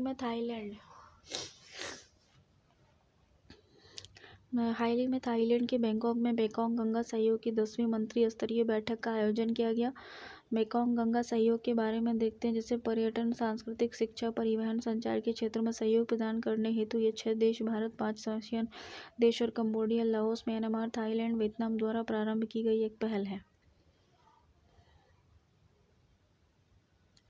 उल्लेखनीय है कि गंगा और मेकोंग दोनों ही प्राचीन नदियां हैं तथा एमजीसी पहल का उद्देश्य 2 प्रमुख नदी घाटियों में बसे लोगों के मध्य निकट के संपर्क को मजबूत करना। दक्षिण चीन सागर का मुद्दा देखो। हाल ही में चीन को कथित रूप से दक्षिण चीन सागर के क्षेत्र में अन्य राष्ट्रों को, विशेषकर संयुक्त राज्य अमेरिका द्वारा की जाने वाली सैन्य गतिविधि की निगरानी और नियंत्रण के लिए एक एयरशिप तैनात किया गया है। दक्षिण चीन सागर का महत्व क्या है? देखो, रणनीतिक अवस्थिति, 1/3 वैश्विक जहाज, 1/3 जो है वैश्विक जहाज, 1/3 जो वैश्विक जहाज है वो दक्षिण चीन सागर से होकर गुजरता है, ठीक है ना। दक्षिण चीन सागर से होकर गुजरता है। एक तिहाई वैश्विक जहाज जो है वो दक्षिण चीन सागर से होकर गुजरता है। ऐसा अनुमान है कि मलक्का जलसमूह मध्य से होकर गुजरने वाले बीजिंग द्वारा आयोजित तेल का लगभग 80% हिस्सा दक्षिण चीन सागर के माध्यम से ही चीन में पहुंचता है। मत्स्य पालन, विश्व का लगभग 10% मत्स्य पालन इसी क्षेत्र में होता है, जो इसे करोड़ों लोगों के लिए भोजन का प्रमुख स्रोत बनाता है। दक्षिण चीन सागर से संबंध मुद्दे क्या है, जैसे क्षेत्रीय संघर्ष, विभिन्न ऐतिहासिक और भौगोलिक परिसंपत्ति। विभिन्न ऐतिहासिक और भौगोलिक विवरणों के आधार पर फिलीपींस, वियतनाम, चीन, ब्रुनेई, ताइवान और मलेशिया द्वारा प्राय साउथ चाइना सी के ऊपर अतिव्यापी क्षेत्रीय दावे किए जाते रहे हैं। चीन इस क्षेत्र के 80% से अधिक भाग पर अपना दावा करता है और चीन की 9 डैश लाइन, चीन के जो 9 डैश लाइन्स है, एक भौगोलिक सीमा है जिसका उपयोग वह अपने दावे की पुष्टि करने के लिए करता है। ये चीनी मुख्य भूमि से 2000 किलोमीटर दूर तक विस्तृत है तथा इंडोनेशिया और मलेशिया के निकटवर्ती समुद्रों को स्पर्श करती है। तो अंतर्राष्ट्रीय नियम का उल्लंघन है। 2016 में चीन ने यूनक्लोस ऑर्बिटल ट्रिब्यूनल के एक निर्णय को अस्वीकृत कर दिया और इस अधिकरण ने यह निर्णय दावा दिया था कि चीन 9 डैश लाइन के माध्यम से उन समुद्री संसाधनों पर अपने ऐतिहासिक अधिकारों का दावा नहीं कर सकता जहां ये समुद्री जल क्षेत्र अन्य तटीय देशों को अन्य क्षेत्र स्पेशल इकोनॉमिक जोन के अंतर्गत शामिल है। भारत ने सदैव समावेशिता और बहुलता का समर्थन किया है। भारत का मानना है कि सर्वसम्मति आधारित दृष्टिकोण के लिए संस्थानों और वैश्विक व्यवस्था को परामर्शी और गैर निर्देशात्मक होने की आवश्यकता है, जहां SCS की प्राथमिकता को बल प्राप्त होता है। कानून, समुद्र कानून पर संयुक्त राष्ट्र अभिसमय क्या है? यह एक अंतर्राष्ट्रीय संधि है जिसे वर्ष 1982 में हस्ताक्षरित किया गया था, अंगीकृत किया गया था। यह विश्व के महासागरों और समुद्रों में कानून व्यवस्था को बनाए रखने हेतु एक व्यापक समन्वय की स्थापित करता है। वर्ष 1982 का यह अभिसमय महासागरों और महासागरीय संसाधनों के सभी उपयोगों को नियंत्रित करने वाले नियमों की स्थापना करता है। आशियाई अभिसमय द्वारा निम्नलिखित 3 स्थानों का सृजन किया गया: international tribunal for the law of the sea, international seabed authority और commission on the limits of continental shelf. चीन और भारत सहित 160 से अधिक सदस्य राष्ट्र इसके हस्ताक्षर करता है। संयुक्त राज्य अमेरिका ने अभी तक इस अभिसमय की पुष्टि नहीं की है। देखो, ये स्पेशल इकोनॉमिक जोन का जो है ना एरिया है, ठीक है ना, मैरीटाइम जोन किसको कहते हैं? चाइना और जापान। देखो, साउथ कोरिया यहीं पे है, ये मंगोलिया है, ये बीजिंग है, चाइना है, मकाऊ है, म्यांमार है।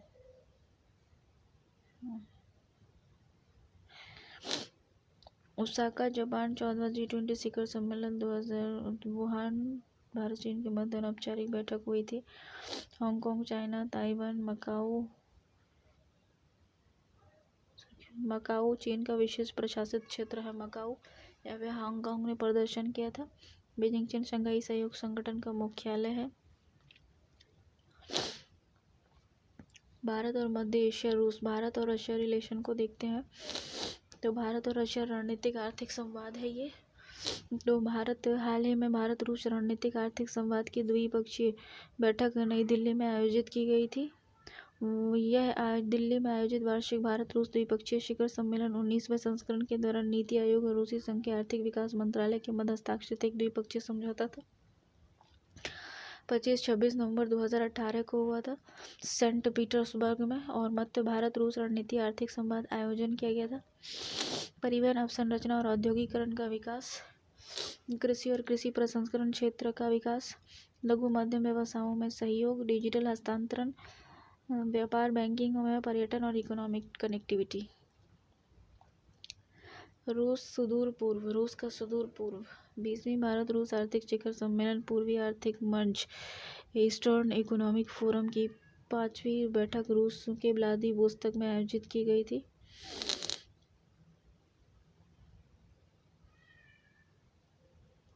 जिसके लिए भारत द्वारा $1 बिलियन के लाइन ऑफ क्रेडिट की घोषणा की गई थी। भारत, मलेशिया, जापान, ऑस्ट्रेलिया, दक्षिण कोरिया शामिल हैं। कनेक्टिविटी, चेन्नई और व्लादिवोस्तोक के मध्य समुद्री मार्ग को विकसित किया जाना प्रस्तावित है। भारत और रूस के बीच जो कनेक्टिविटी है वो क्या है कि चेन्नई से व्लादिवोस्तोक के मध्य समुद्री मार्ग को विकसित करना। इसे यूरोपीय मार्गों से होकर गुजरने की आवश्यकता नहीं होगी। वर्तमान में यूरोप होते हुए भारत से रूस के सुदूर पूर्व तक कार्गो आवागमन में 40 दिन का समय लगता है, परंतु इस मार्ग के विकसित हो जाने के पश्चात 24 दिन के भीतर चेन्नई और व्लादिवोस्तोक के मध्य कार्गो का आवागमन संभव हो सकेगा। भारत और रूस ने रूस के सुदूर पूर्व क्षेत्र से भारत द्वारा कच्चे तेल के आयात के लिए दीर्घकालिक अनुबंध हेतु समझौते और रोड मैप को अंतिम स्वरूप प्रदान किया गया है। भारत के चेन्नई से व्लादिवोस्तोक तक 24 दिन में पहुंचता है रूस, वही ना। भारत भी जाता है इस रास्ते से, और ये जो है 40 दिन में पहुंचता है यूरोप होते हुए, और इधर से जो है 24 दिन में पहुंचता है Mumbai, Iran, Saint Petersburg proposed है।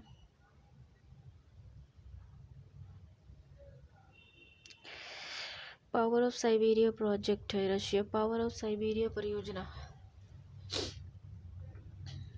पावर ऑफ साइबेरिया प्रोजेक्ट चीन और रूस द्वारा दोनों देशों के मध्य प्रथम सीमा पार गैस पाइपलाइन का उद्घाटन किया गया। चाइना और रशिया के मध्य पावर ऑफ साइबेरिया की संज्ञा प्रदान की गई। पावर ऑफ साइबेरिया परियोजना के बारे में जानते हैं। इसका उद्देश्य याकुटिया जैसे रूस में सुदूर पूर्वी क्षेत्रों में पाइपलाइन के माध्यम से चीन को प्राकृतिक गैस की आपूर्ति सुनिश्चित करना। पाइपलाइन का निर्माण कार्य 2014 में शुरू हुआ था। पाइपलाइन की लंबाई 4000 किलोमीटर से अधिक है और इसकी वार्षिक क्षमता 61 बिलियन क्यूबिक मीटर से अधिक है। रूस और चीन के मध्य द्विपक्षीय राजनीतिक संबंधों की 70वीं वर्षगांठ इंगित करती है। देखो, इंडिया सेंट्रल एशिया, भारत और मध्य एशिया, भारत और मध्य एशिया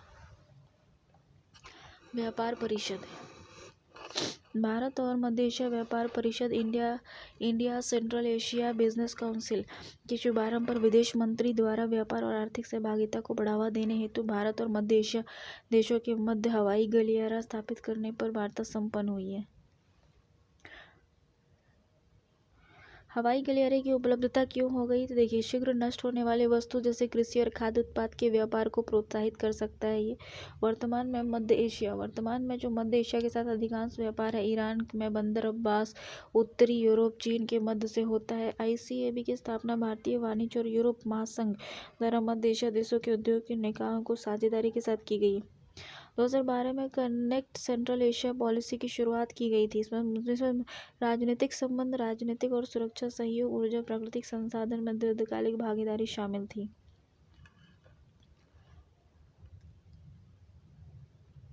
प्रथम भारत मध्य एशिया वार्ता का आयोजन जो है वो समरकंद, उज्बेकिस्तान में 2019 में किया गया था। अशगाबाद समझौता, भारत ने मध्य एशिया और फारस की खाड़ी के मध्य माल के परिवहन की सुविधा हेतु अशगाबाद समझौते को स्वीकृति प्रदान की है। इस समझौते के सदस्य देश हैं Kazakhstan, Uzbekistan, Turkmenistan, Iran, Pakistan, Bharat और ओमान। तुर्कमेनिस्तान, अफगानिस्तान, पाकिस्तान, भारत। यह एक प्रस्तावित प्राकृतिक गैस पाइपलाइन है जो गलकीनाइश गैस क्षेत्र हेरात, कंधार, मुल्तान, फाजिल्का से होकर गुजरती है। यूरेशियन इकोनॉमिक यूनियन क्या है? हाल ही में रूस ने वर्ष 2020 तक भारत और यूरेशियन इकोनॉमिक यूनियन के मध्य एक मुक्त व्यापार समझौता संपन्न करने की संभावना व्यक्त की है।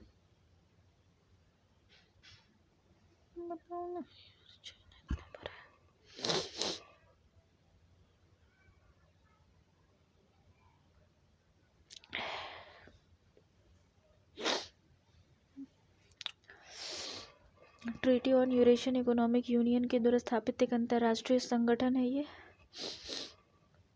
भारत और पश्चिम एशिया।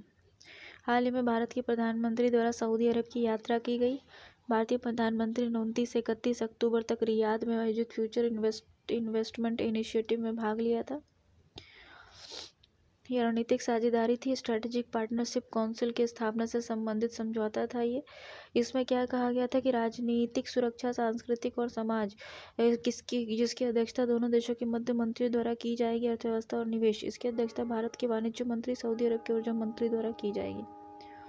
दोनों देशों के द्वारा व्यापक पदार्थों की तस्करी, नवीकरणीय ऊर्जा विकास, सुरक्षा सहयोग आदि जैसे मुद्दों से संबंधित 12 समझौतों पर हस्ताक्षर किया गया था। सऊदी अरब ने भारत को विजन 2030 के तहत अपने 8 रणनीतिक साझेदार देशों की सूची में मान्यता प्रदान की है। सऊदी अरब का विजन 2030 तेल पर अपनी निर्भरता को कम करने और देश की अर्थव्यवस्था को विविधीकृत करने की एक योजना है।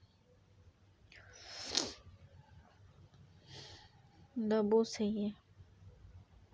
फ्यूचर इन्वेस्टमेंट इनिशिएटिव क्या है? फ्यूचर इन्वेस्टमेंट इनिशिएटिव क्या है? ये सऊदी अरब के क्राउन प्रिंस मोहम्मद बिन सलमान द्वारा सऊदी अरब की अर्थव्यवस्था में विविधता लाने और पेट्रोलियम उत्पादों पर उसकी निर्भरता को कम करने हेतु एक पहल है।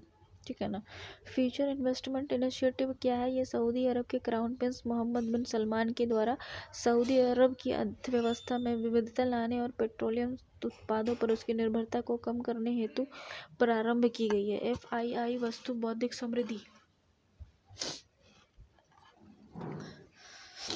और विकास के संचालन में निवेश की भूमिका पर चर्चा करने हेतु नीति निर्माताओं और निवेशकों और वैश्विक विशेषज्ञों को एकजुट करती है। FII को व्यापक रूप से दावोस इन द डेजर्ट्स के रूप में वर्णित किया जा रहा है। यह अनौपचारिक संज्ञा विश्व आर्थिक मंच की वार्षिक बैठक से उत्पन्न हुई है, जिसका आयोजन स्विट्जरलैंड के दावोस में संपन्न किया गया था। इंडो फिलिस्तीन, इंडिया का फिलिस्तीन से क्या संबंध है? कैसा संबंध है? तो हाल ही में फिलिस्तीन भारत टेक्नो पार्क के निर्माण हेतु $3 मिलियन की धनराशि तीसरी अंश जारी की गई है। भारत ने फिलिस्तीन के निर्माण के लिए भारत टेक्नो पार्क $3 मिलियन दिया है। इस पार्क के लिए भारत का निवेश $12 मिलियन और भारतीय अनुदान के माध्यम से एक टेक्नो पार्क की स्थापना हेतु हस्ताक्षरित समझौते का एक भाग है। भारत इसके हेतु प्रत्येक छमाही पर $3 मिलियन जारी करता है। इसका उद्देश्य जो है वो उद्योग उद्यमिता के लिए सुगम वातावरण स्थापित करना और निजी क्षेत्र और शैक्षणिक समुदाय के मध्य ज्ञान के अंतराल को कम करना है। भारत ईरान संबंध देखो। भारत ईरान संबंध हाल ही में भारत और ईरान द्वारा चाबहार बंदरगाह के विकास में तीव्रता लाने हेतु सहमति व्यक्त की गई थी। देखो, चाबहार बंदरगाह के बारे में भारत और ईरान और अफगानिस्तान द्वारा संयुक्त रूप से विकसित किया जा रहा है। ये ओमान की खाड़ी में स्थित है। ठीक है ना। चाबहार बंदरगाह ओमान की खाड़ी में स्थित है। 2017 में भारत ने इस बंदरगाह के माध्यम से अफगानिस्तान को गेहूं की अपनी प्रथम खेप भेजी थी। इसे पाकिस्तान में चीन की निवेश सहायता से विकसित किए जा रहे ग्वादर पोर्ट के प्रत्यक्ष के रूप में देखा जा रहा है। पाकिस्तान में चीन के निवेश की सहायता से ग्वादर पोर्ट बन रहा है, उसी का विकल्प है। यह चाबहार के लगभग 80 किलोमीटर की दूरी पर अवस्थित है। ईरान में चाबहार के शहीद बेहेश्ती बंदरगाह के विकास प्रबंधन हेतु इंडियन पोर्ट्स ग्लोबल लिमिटेड का गठन किया गया था। कुर्द लड़ाका, ठीक है ना, कुर्दिस्तान, तो इस सब इंडिया के काम का नहीं है। इदलिब है। उत्तर पश्चिम सीरिया में तुर्की की सीमा पर स्थित है। इदलिब ये सीरियाई सरकार का विरोध करने वाले लड़ाकू बलों द्वारा नियंत्रित कुछ क्षेत्रों में से एक है। इदलिब तुर्की के उधर है।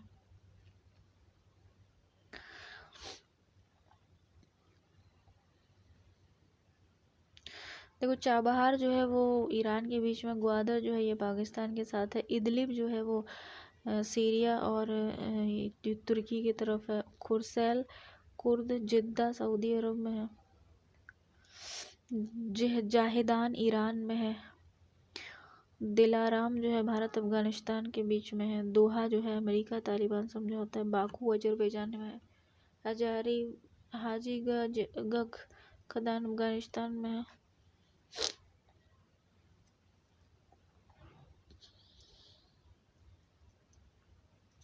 अफ्रीकी महाद्वीप और इंडिया अफ्रीका से उतना ज़्यादा। लीबिया समिट हुआ था, उसमें भी नहीं कुछ पता है। संयुक्त राज्य अमेरिका, USA, देखो USA जो है वो भारत के लिए इम्पोर्टेंट है।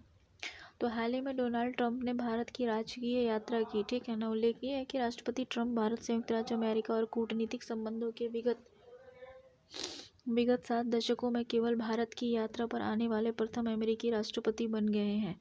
हालिया यात्रा से संबंधित महत्वपूर्ण तथ्य क्या है? विगत वर्ष ह्यूस्टन में आयोजित हाउडी मोदी की तर्ज पर अहमदाबाद में नमस्ते ट्रंप कार्यक्रम का आयोजन किया गया। भारत अमेरिका द्वारा अपने संबंधों को व्यापक वैश्विक रणनीतिक साझेदारी के रूप में विकसित करने का संकल्प लिया गया। US international development financing corporation ने भारत में नवीकरणीय ऊर्जा परियोजना के हेतु $400 मिलियन की वित्तीय सुविधा की घोषणा की है। हिंद प्रशांत क्षेत्र में रणनीतिक सहयोग क्या है? जैसे कि अमेरिका ने हिंद महासागर क्षेत्र में निबल सुरक्षा प्रदाता के तौर पर भारत की भूमिका की सराहना की है। इसके अतिरिक्त दोनों राष्ट्रों ने तृतीय विश्व के देशों में सहयोग हेतु अमेरिका के यूएसएआईडी और भारत के डेवलपमेंटल पार्टनरशिप एडमिनिस्ट्रेशन के मध्य एक नई साझेदारी प्रारंभ करने का निर्णय लिया है। रक्षा सहयोग हो गया। अमेरिका ने प्रमुख रक्षा भागीदार के रूप में भारत की स्थिति की पूर्ण पुष्टि की है। भारतीय नौसेना हेतु $2.6 बिलियन मूल्य के 24 सीहॉक एंटी सबमरीन युद्धक हेलीकॉप्टर और $800 मिलियन मूल्य के 6 AH-64E अपाचे हेलीकॉप्टर खरीदने पर भी समझौता किया है। काउंटर नारकोटिक्स वर्किंग ग्रुप गठित करने का भी फैसला लिया गया है। होमलैंड सिक्योरिटी डायलॉग्स को पुनर्चक्रित करने का भी निर्णय लिया गया है। पाकिस्तान से सीमा पार आतंकी खतरे को रोकने के लिए न्याय दिलाने की भी मांग की है। वैश्विक नेतृत्व हेतु साझेदारी।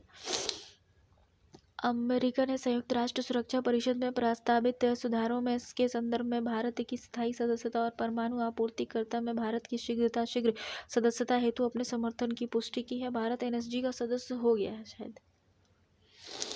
दोनों देशों द्वारा ब्लू डॉट नेटवर्क की अवधारणा को अपनी रुचि प्रकट की गई है।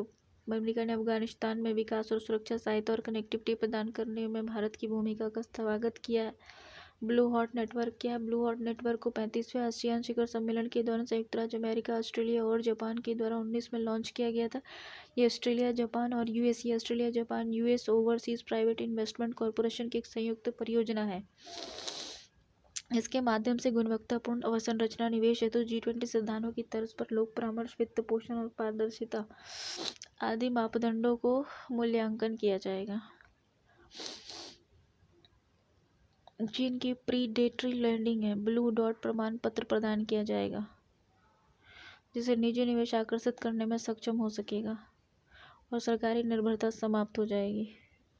बेल्ट एंड रोड इनिशिएटिव के तहत चीन की प्रीडेटरी लैंडिंग तथा ऋण जाल कूटनीति के एक विकल्प के रूप में देखा जा रहा है, क्योंकि ये व्यवस्था इस पहल के अंतर्गत आने वाली परियोजनाओं में विदेशी निवेश को सुविधाजनक बनाएगी। BRI की तुलना। देखो, बेल्ट रोड इनिशिएटिव के तहत अवसंरचनात्मक आवश्यकताओं हेतु प्रत्यक्ष वित्तीय सहायता प्रदान की जाती है। ब्लू डॉट में प्रत्यक्ष वित्त आपूर्ति को शामिल नहीं किया गया। इसके बजाय ये अवसंरचनात्मक मानकों के आधार पर निजी निवेश को आकर्षित करेगा। ब्लू डॉट नेटवर्क के अंतर्गत परियोजनाओं की ग्रेडिंग के संबंध में विविध हितधारकों के मध्य समन्वय की आवश्यकता होगी। ठीक है ना। भारत अमेरिका 2+2 वार्ता है। कोलैटरल डिसार्टर हो गया। नाटो सहयोगी NATO ally like status Bharat basic exchange cooperation agreement. Quad क्या है? देखो, क्वाड भी आया था क्वेश्चन।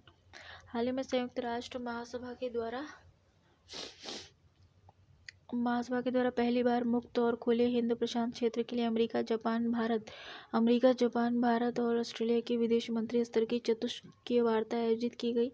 क्वाड्रिलैटरल सिक्योरिटी डायलॉग हुआ, जिसमें संयुक्त राज्य अमेरिका, जापान, ऑस्ट्रेलिया, भारत के मध्य आयोजित ये रणनीतिक संवाद है। हालांकि क्वाड ये एक अनौपचारिक वार्ता है, लेकिन ये उत्तरोत्तर औपचारिक स्वरूप ग्रहण कर रहा है। इसकी शुरुआत जो हुई थी 2007 में जापान के प्रधानमंत्री शिंजो एबे द्वारा की गई थी, क्वाड की वार्ता की शुरुआत, और 2017 के आसियान सम्मेलन के दौरान सभी चारों सदस्यों द्वारा चतुष्कीय गठबंधन को पुनर्जीवित करने हेतु वार्ता की गई थी। इस बैठक से पूर्व क्वाड के सदस्य केवल संयुक्त सचिव रैंक के अधिकारियों के स्तर पर वार्ता होती थी। उद्देश्य ऐसे एकल तंत्र और एकल संरचना को विकसित करना जो मुक्त और खुले हिंद प्रशांत क्षेत्र को बढ़ावा देने के अन्य साधनों पर पूरक अनुपूरक के रूप में काम करे, आतंकवाद विरोधी परामर्श, आपदा और राहत से सहायता और सुरक्षा सहयोग और विकास वित्त, साइबर सुरक्षा प्रदान करने में घनिष्ठ सहयोग करे। भारत विकासशील देशों की सूची से बाहर। भारत को जो है आउट ऑफ डेवलपिंग कंट्रीज, हाल ही में अमेरिका ने भारत को अपनी विकासशील देशों की सूची से बाहर कर दिया है। विश्व व्यापार संगठन के नियमों के तहत कोई भी देश स्वयं को एक विकासशील देश के रूप में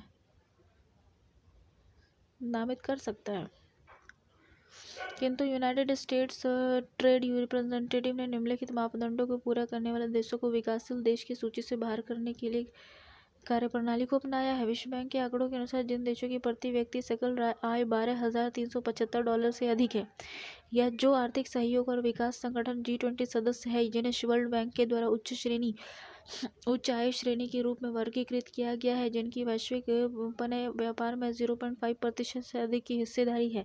इसलिए भारत, ब्राजील, इंडोनेशिया और दक्षिण अफ्रीका जैसे अन्य देशों के साथ को विकासशील देशों की सूची से बाहर कर दिया गया है। यानी भारत को अब डेवलपिंग कंट्री की सूची से बाहर कर दिया गया। भारत के साथ साथ ब्राजील को, इंडोनेशिया को और दक्षिण अफ्रीका को भी।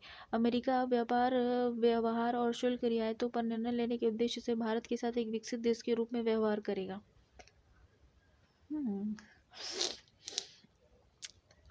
H-1B वीज़ा और H-4 वीज़ा। संयुक्त राज्य अमेरिका द्वारा buy American and hire American के शासकीय आदेश के माध्यम से H-1B वीज़ा प्रदान करने की प्रक्रिया को कठोर बना दिया है। H-1B वीज़ा अमेरिकी कंपनियों को अस्थायी रूप से विदेशी कर्मचारियों को 3 वर्ष के लिए नियुक्ति करने की अनुमति प्रदान करता है, जिसे 6 वर्ष तक बढ़ाया जा सकता है। प्रतिवर्ष जारी किए जाने वाली वीज़ा की सीमा 85,000 निर्धारित की गई है, परंतु कुछ नियोक्ताओं जैसे कि विश्वविद्यालय और गैर लाभकारी अनुसंधानों ने छूट प्रदान की है। 2018 में जारी किए गए H-1B वीज़ा आवेदन में से 74% भारतीयों द्वारा किए गए थे। इसलिए वीज़ा प्रदान करने की प्रक्रिया को कठोर बनाने के लिए भारतीय आवेदक सर्वाधिक प्रभावित हुए हैं। यूरोप के साथ भारत का संबंध क्या है? भारत यूनाइटेड किंगडम के बारे में joint economic and trade committee है ये।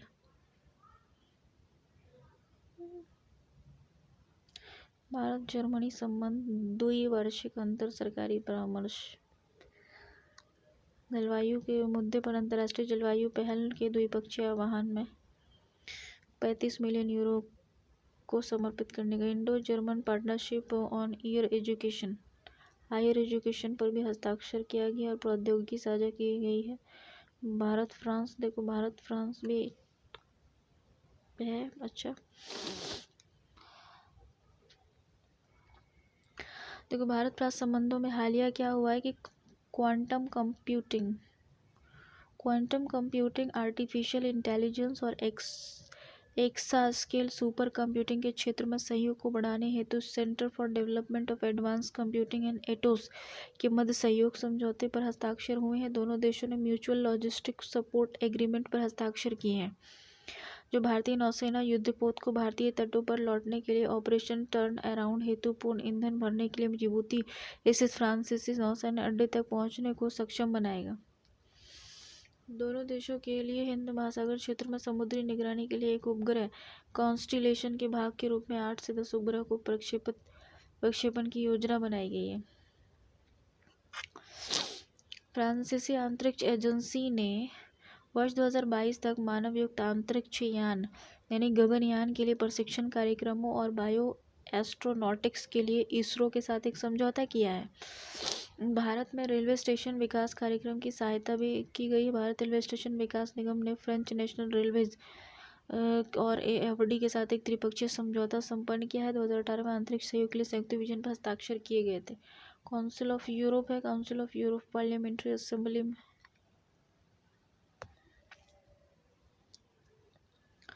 जैसे देखो अंतरराष्ट्रीय संगठन है यूनाइटेड नेशन, संयुक्त राष्ट्र।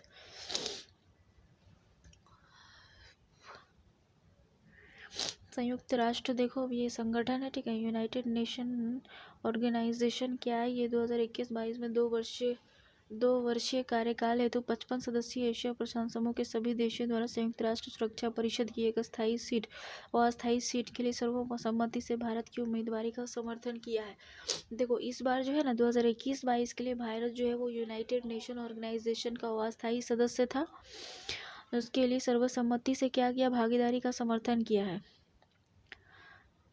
संयुक्त राष्ट्र सुरक्षा परिषद की एक अस्थायी सीट के लिए सर्वसम्मति से भारत को उम्मीदवार बनाया। यूएनएससी की सदस्यता क्या 5 सदस्यीय सदस्यों के साथ यूएनएससी के 10 सदस्य अस्थायी भी होते हैं। आवर्ती और क्षेत्रीय आधार पर अस्थायी सीटों की सदस्य हेतु चयन किया जाता है। 5 अस्थायी सदस्य में है चाइना है, रशिया है, अमेरिका है, ब्रिटेन है और रूस है। चाइना है, रशिया है, ब्रिटेन, अमेरिका, फ्रांस है। 10 सदस्य सीटों में जो है निम्नलिखित 5 प्रकार में बांटा गया है। जैसे अफ्रीका, एशियाई देशों के 5 सीट है। पूर्वी यूरोप देशों के लिए 1 सीट है। लैटिन अमेरिका, कैरिबियन देशों के लिए 2 सीट है। ठीक है ना। पश्चिम यूरोपीय और अन्य देशों के लिए 2 सीट है। संयुक्त राष्ट्र महासभा के 193 सदस्य देशों के द्वारा प्रत्येक वर्ष 2 वर्ष के कार्यकाल हेतु यूएनएससी के 5 अस्थायी सदस्यों का चयन किया जाता है। पहले से चयनित सदस्यों का कार्यकाल पूर्ण होने पर प्रतिवर्ष 5 नए सदस्य को सम्मिलित किया जाता है। चयनित होने के लिए एक उम्मीदवार को उस सीट के लिए डाले गए सभी मतों का कम से कम 2/3 मत प्राप्त करना होता है। हालांकि 2 उम्मीदवारों को लगभग समान मत प्राप्त होने की स्थिति में गतिरोध उत्पन्न हो सकता है। उसी वर्ष कार्यकाल पूर्ण होने वाले सदस्य देश पुनः निर्वाचित के लिए पात्र नहीं होते।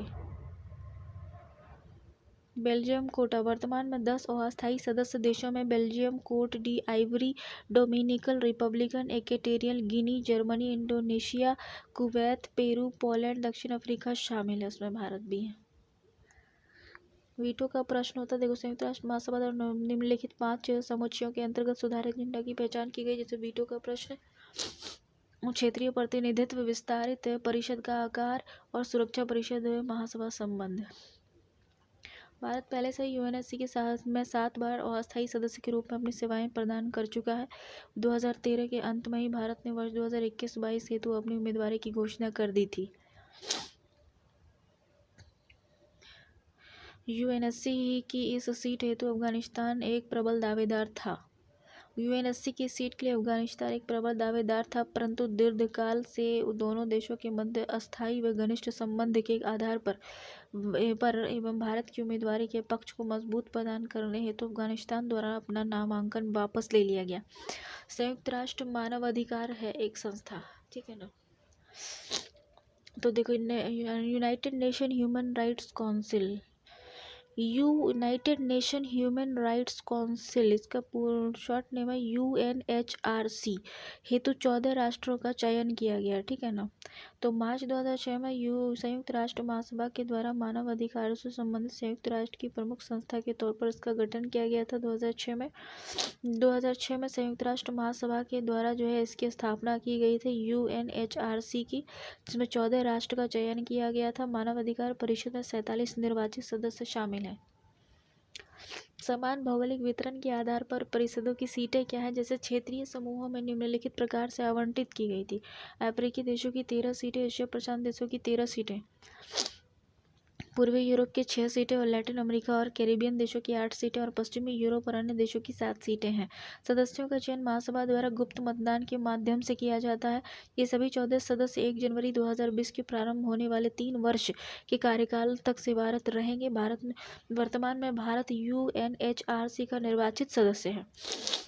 2018 में अमेरिका द्वारा यूएनएचआरसी में अपनी सदस्यता का त्याग कर दिया गया था। भारत इसका निर्वाचित सदस्य है भाई, United Nation human rights council का।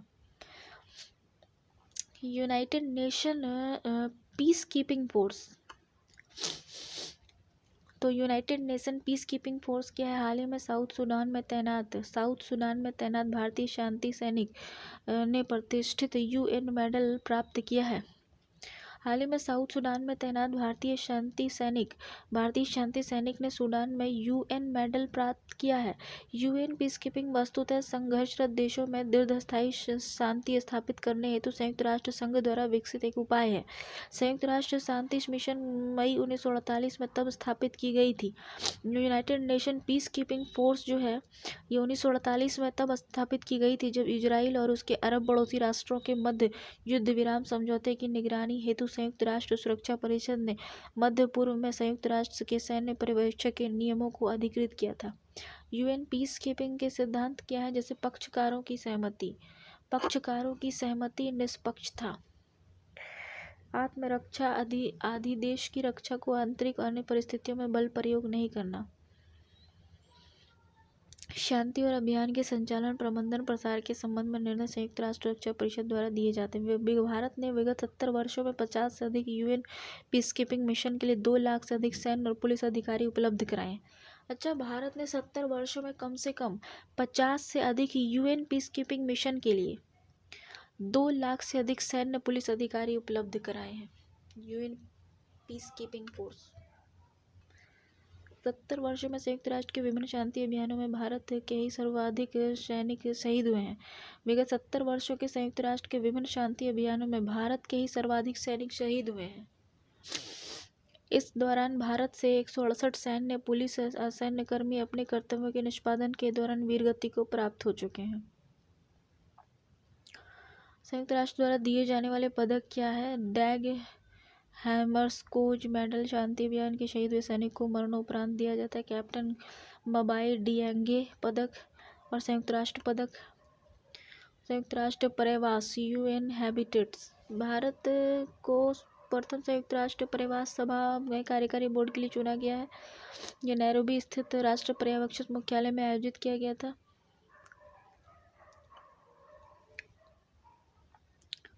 United nation sustainable development group है, ठीक है ना।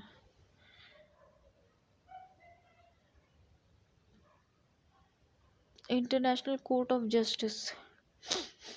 देखो, इंटरनेशनल कोर्ट ऑफ जस्टिस क्या है कि हाल ही में अंतर्राष्ट्रीय न्यायालय ने अपनी रिपोर्ट में उल्लेख किया है कि भारतीय नागरिक कुलभूषण जाधव के मामले में पाकिस्तान ने वियना कन्वेंशन के तहत अपने दायित्वों का उल्लंघन किया है।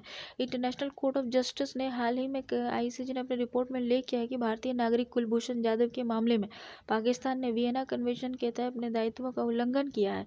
संयुक्त राष्ट्र से संबंध स्थापना। देखो, अंतर्राष्ट्रीय इंटरनेशनल कोर्ट ऑफ जस्टिस की जो स्थापना हुई थी 1946 में हुई थी, ठीक है ना। अंतर्राष्ट्रीय अपराध न्यायालय की स्थापना 2002 में हुई थी और स्थायी मध्यस्थता न्यायालय परमानेंट कोर्ट ऑफ आर्बिट्रेशन 1899 में हुआ था। इसे सामान्यतः विश्व न्यायालय भी कहा जाता है। यह संयुक्त राष्ट्र का आधिकारिक न्यायिक निकाय है। वियना कन्वेंशन का उल्लंघन किया है पाकिस्तान ने। यह संयुक्त राष्ट्र का पृथक एक स्वतंत्र न्यायिक इकाई है और यह संगठन है, ऐसा नहीं, परंतु यह संयुक्त राष्ट्र का एक आधिकारिक पर्यवेक्षक है। इसका जो है नीदरलैंड में स्थित है, इसका मुख्यालय। इसका भी सबका नीदरलैंड के हेग में है। संयुक्त राष्ट्र के सदस्य देशों पर होता है, जो अर्थात राष्ट्रीय सरकार पर, अपने सदस्य राष्ट्रों पर, इसके अधिकार क्षेत्र में सदस्य राष्ट्रों पर सदस्यों के मध्य उत्पन्न विवाद परामर्श प्रदान करना इसका काम है। सदस्यों के मध्य उत्पन्न विवाद और परामर्श प्रदान करना, व्यक्ति का आपराधिक अभियोजन, अंतर्राष्ट्रीय समझौते के लिए मध्यस्थता करना। संप्रभुता, सीमा विवाद, समुद्री विवाद, संप्रभुता, सीमा विवाद, संप्रभुता, सीमा विवाद, समुद्री विवाद, व्यापार, प्राकृतिक संसाधन, मानव अधिकार, संधि उल्लंघन, संधि की व्याख्या और अन्य मामले, नरसंहार, मानवता के विरुद्ध अपराध, युद्ध अपराध, आक्रामक संबंधी अपराध। प्रादेशिक समुद्री सीमाएं, संप्रभुता, मानव अधिकार, अंतर्राष्ट्रीय निवेश और अंतर्राष्ट्रीय और क्षेत्रीय व्यापार।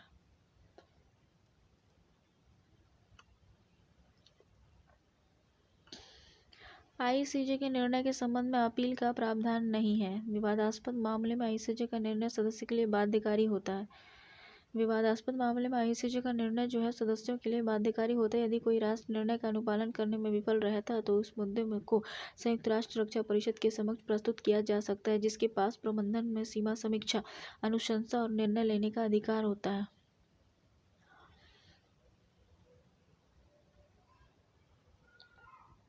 वियना कन्वेंशन क्या है देख लो। तो वियना कन्वेंशन क्या है कि ये 1963 में ये स्वतंत्र देश के मध्य काउंसिलर संबंधों के दिशा निर्देशों को परिभाषित करता है। ये काउंसिल सामान्य तौर पर एक नए देश में दूतावास से बाहर संचालित होता है और 2 कार्य करता है। काउंसिलर देशों और देशवासियों के हितों की रक्षा करना, दोनों देशों के मध्य वाणिज्यिक आर्थिक संबंधों को आगे बढ़ाना। अधिकांश समान विशेष अधिकार प्रदान किए गए, जिसमें काउंसिलर कम्युनिटी नामक विविध कूटनीतिक उक्तियां होती हैं। Vienna convention on diplomatic relationship 1961 यह वर्ष 1961 में हस्ताक्षरित एक अंतर्राष्ट्रीय संधि है जो स्वतंत्र देशों के मध्य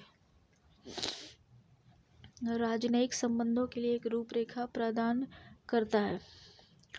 यह एक राजनयिक मिशन के विशेषाधिकारों को निर्दिष्ट करता है। राजनयिकों को मेजबान देश द्वारा बिना किसी दबाव या उत्पीड़न के भय के उनको अपने कर्तव्यों के निष्पादन के समक्ष बनाता है।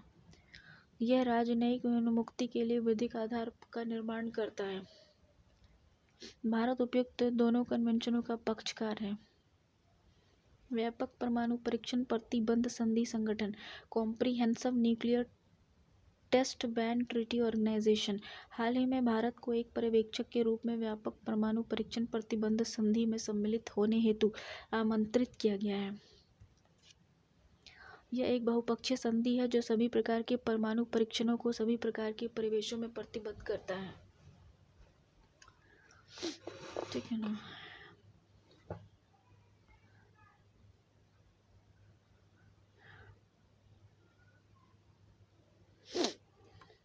देखो, ये एक बहुपक्षीय संधि है जो सभी प्रकार के परमाणु परीक्षणों को सभी प्रकार के परिवेशों में प्रतिबंधित करता है। ठीक है ना।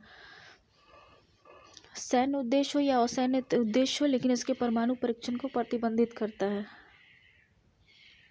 आरंभ में इस संधि पर हस्ताक्षर करने हेतु विभिन्न राष्ट्रों को आमंत्रित किया गया था। तब से ही भारत ने इसकी भेदभावपूर्ण प्रकृति के आधार पर कभी भी इसका समर्थन नहीं किया है। इसे वर्ष 1996 में संयुक्त राष्ट्र महासभा द्वारा अंगीकृत किया गया था। दोनों देशों को हस्ताक्षर करने हेतु आमंत्रित किया गया था। अब तक 184 देशों ने संधि पर हस्ताक्षर किए हैं। इनमें से 168 ने इसकी अभिपुष्टि अनुसमर्थन भी कर दी है और इसमें शामिल होने वाला अंतिम देश घाना है। यह संधि तब अस्तित्व में आई जब परमाणु क्षमता और अनुसंधान रिएक्टर वाले सभी 44 देशों द्वारा इस पर हस्ताक्षर और उसका समर्थन कर दिया जाएगा। भारत, उत्तर कोरिया और पाकिस्तान ने संधि पर न तो हस्ताक्षर किए हैं और न ही इसका अनुसमर्थन किया है। भारत हो, उत्तर कोरिया हो या पाकिस्तान हो, ने इस संधि पर न तो हस्ताक्षर किया है और न ही इसका अनुसमर्थन किया है। जबकि चीन, मिस्र, ईरान, इजराइल, संयुक्त राज्य अमेरिका ने इस संधि पर हस्ताक्षर तो किए हैं, किंतु अभी तक इसका अनुसमर्थन नहीं किया है। इस संधि को परिचालित करने हेतु कुछ उपाय किए गए हैं ताकि देशों के मध्य विश्वास बहाली हो सके, जैसे CTBTO हेतु प्रिपरेटरी कमीशन 1997 में इसकी स्थापना की गई थी। इसको अस्तित्व में आने के बाद ये प्रयासरत हेतु अपने सत्यापन करता है। CTBT व्यवस्था क्या है? Verification regime. इसका उद्देश्य ग्रह पर होने वाले परमाणु परीक्षणों की नियमित निगरानी करना और प्राप्त निष्कर्षों को सदस्य देशों के साथ साझा करना। इंटरनेशनल मॉनिटरिंग सिस्टम है, इसमें इंटरनेशनल डेटा सेंटर है, ऑन साइट निरीक्षण है। अभी तक भारत के CTBTO में शामिल न होने के कारण क्या है? देखो, CTBT विश्व को अस्थायी रूप से परमाणु तकनीक से युक्त और परमाणु तकनीक के बिना राष्ट्र के रूप में विभाजित करता है, क्योंकि ये न्यूक्लियर पावर स्टेट्स का पक्ष समर्थन करता है। मौजूदा परमाणु हथियारों की समाप्ति हेतु किसी भी समय और सीमा का उल्लेख नहीं किया गया है तथा संधि में पूर्ण परमाणु निरस्त्रीकरण से संबंधित कोई प्रावधान नहीं है। ये भारत की सुरक्षा संबंधी चिंताओं का समाधान नहीं करता है, क्योंकि भारत को शत्रु पड़ोसी देशों द्वारा उत्पन्न खतरों का सामना करना पड़ता है। वैज्ञानिक विकास और बढ़ती जनसंख्या की ऊर्जा आवश्यकताओं और उच्च ऊर्जा की आवश्यकता के संदर्भ में यह भारत के रणनीतिक परमाणु कार्यक्रम के विकास में अवरोधक उत्पन्न कर सकता है।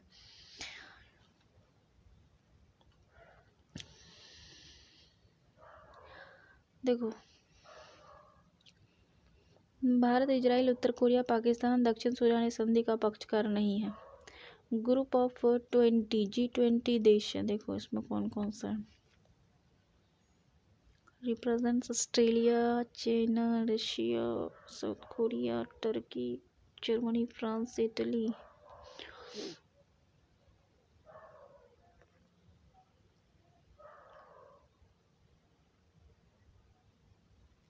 देखो, G20 ये 19 राष्ट्रों और यूरोपीय संघ के सरकारों और अन्य केंद्रीय बैंकों के गवर्नरों के लिए अंतर्राष्ट्रीय मंच है। इसका G20 का जो है दिसंबर 1999 में बर्लिन में आयोजित किया गया था। मेज़बानी जर्मनी और कनाडा ने की थी। भारत द्वारा वर्ष 2022 में पहली बार G20 के वार्षिक शिखर सम्मेलन में मेज़बानी की जाएगी। जापान के प्रधानमंत्री शिंजो आबे द्वारा की गई थी, जिसमें डेटा स्थानीयकरण पर आरोपित प्रतिबंधों को हटाने का आह्वान किया गया था। डेटा प्रवाह, क्लाउड कंप्यूटिंग आदि से संबंधित नियमों पर वार्ता होगी और अफ्रीका, इंडोनेशिया, भारत डिजिटल अर्थव्यवस्था से संबंध ओसाका ट्रैक का बहिष्कार किया। ओसाका आयोजित T20 शिखर सम्मेलन सतत विकास को सुनिश्चित करने हेतु महत्वपूर्ण 8 विषयों पर चर्चा की गई थी। वैश्विक अर्थव्यवस्था, व्यापार, निवेश, नवाचार, पर्यावरण, ऊर्जा, रोजगार, महिला सशक्तिकरण, विकास और स्वास्थ्य। G7 क्या है? ये G7 जो है ये 1975 में गठित एक अंतर सरकारी संगठन है। इसके सदस्य देश जो हैं वो हैं Canada, France, Germany, Italy, Japan, United kingdom, संयुक्त राज्य अमेरिका शामिल हैं। अब इसको G8 के रूप में जाना जाता है। इसमें क्या है ना, ये इसके तहत कोई औपचारिक संविधान या निश्चित मुख्यालय की व्यवस्था नहीं की गई है। इसे वार्षिक शिखर सम्मेलन के दौरान ये निर्णय बस लिया जाता है। देखो ब्रिक्स है, Brazil, Russia, India, China and south Africa, ये ब्रिक्स देश है। ब्राज़ील है, रशिया है, चाइना है, इंडिया है और साउथ अफ्रीका है। ब्राज़ील में 11वें ब्रिक्स शिखर सम्मेलन का आयोजन किया गया था। शिखर सम्मेलन का थीम था अभिनव विषय के लिए आर्थिक समृद्धि, economic growth for an innovative future. ठीक है ना। ब्रिक्स क्या है? ये 2001 में एक ब्रिटिश अर्थशास्त्री जिम ओ नील ने ब्रिक्स की संकल्पना प्रस्तुत की थी। औपचारिक रूप से 2006 में स्थापित किया गया था। ये 2008 में ब्रिक्स में 2009 में प्रथम सम्मेलन हुआ था। 2010 में ब्रिक्स साउथ अफ्रीका सम्मिलित हुआ था और 2000 न्यू डेवलपमेंट बैंक की सर्वाधिक महत्वपूर्ण उपलब्धि है। न्यू डेवलपमेंट बैंक बनाया गया है ब्रिक्स देशों के द्वारा। फोर्टालेजा शिखर सम्मेलन शंघाई कॉरपोरेशन ऑर्गेनाइजेशन है। शंघाई के 19वां शिखर सम्मेलन जो हुआ सदस्य देशों में किर्गिस्तान की राजधानी बिश्केक में आयोजित की गई थी। SCO यूरेशिया क्षेत्र का एक राजनीतिक, आर्थिक और सैन्य संगठन है। SCO की उत्पत्ति शंघाई 5 चीन, कजाकिस्तान, किर्गिस्तान, ताजिकिस्तान और रूस में हुई थी। इसकी स्थापना 1996 में हुई थी। उज्बेकिस्तान भी इस समूह में शामिल हो गया और शंघाई से ये SCO कर दिया गया है। वर्तमान में इसके सदस्य देशों की संख्या 8 है।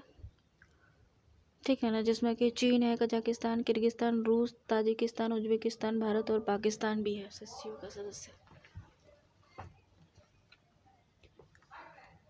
डायलॉग पार्टनर्स भी होता है इसमें, चाइनीज, रूसियंस और इसमें SCO के संचालन की आधिकारिक भाषा चीनी है, रशियन है। सचिवालय है और एक क्षेत्रीय आतंकवाद रोधी संरचना है। ठीक है ना। इसके प्रेषक दर्शन को शंघाई स्पिरिट के रूप में जाना जाता है। ये समावेशी यूरेशियाई पहचान पर बल देता है और साझी संस्कृति संबंधी पक्ष को महत्वपूर्ण मानता है। नेटो कॉमनवेल्थ राष्ट्र